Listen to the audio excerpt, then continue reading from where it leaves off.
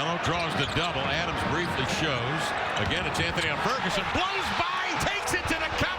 Melo special. So it has been a crazy couple of weeks. You're out of the NBA, you're back in the NBA. You have a night you go 0 for 8 from 3. The next night you drop 25 points on 50% shooting. And the crowd in Chicago actually starts chanting your name.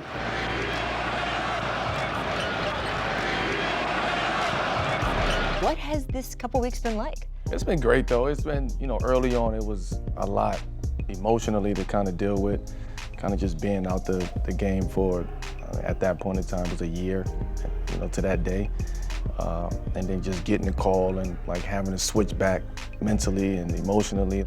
What did you hear about yourself in your time off? What were some of the things that kind of cut you the most that you heard? Selfish, bad teammate, bad locker room guy. I'm like, where's all of these things coming from? It was a copycat, league and a copycat narrative that was out there, and it started becoming a domino effect. And early, that was cutting deep, and it was just like, why? And I had prepared myself to kind of just walk away from the game if the right situation didn't come about. You really were ready to walk away? I was ready to walk away.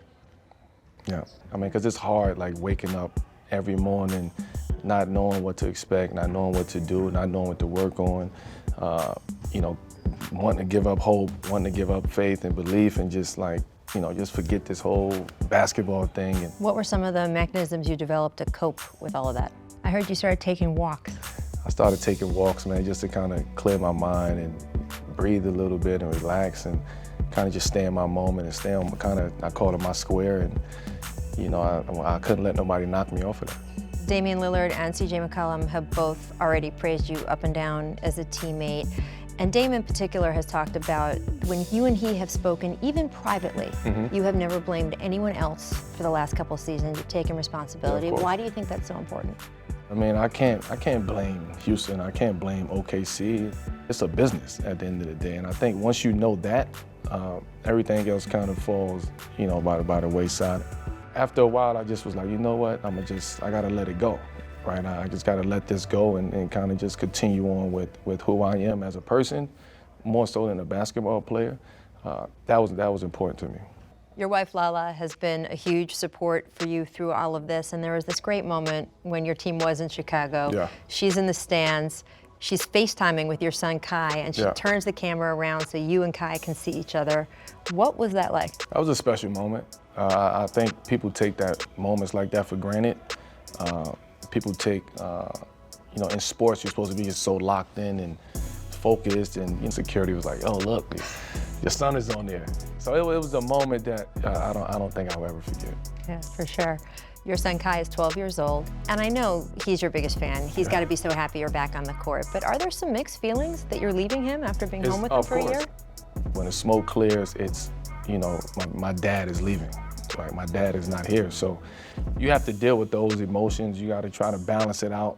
But it's heavy communication, making him understand this situation and making him feel a part of the situation. Carmelo, rod and high, drills another one, scores! And he draws the foul. Hits, he's on fire, finishes strong. Oh, Carmelo. It is a great situation for you, both the makeup of the team, the locker room here, the basketball fans here.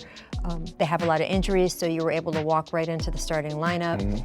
If there comes a time where the injury situation changes or the makeup of the team changes and they want you to have more of a bench role? Yeah, I'm open, and I've told those guys from the beginning, like, my big thing was just be transparent with me. Okay. Right? Tell me what you need from me. I think I've earned that right, for guys to just be open and honest, and let's put it out there on the table. And that's something that the organization and the guys on the team and the coaching staff, we laid that out, from day one. We got that clear, before I stepped in the door on that first phone call, that was cleared up. I know some people have suggested to you that, oh, good, you got back in. This can be your retirement tour. It doesn't sound like you're looking at it like that. No, and I don't hear that from my colleagues at all. I hear that from media, right? It's like the media wants to write that narrative. Oh, he should go out and he should retire. Why? Why you just want me to retire? You just got back here. I feel good. It's like I just had a year off. I'm like, I had a year off, resting my body. The most important part about that is I rested my mind, right? I got my mind right. And I don't think people understand how strong that is. When you're able to get your mind right, everything else flows. Take those meditation walks around different NBA cities. Take the meditation walk, stay on my square, and we go from there.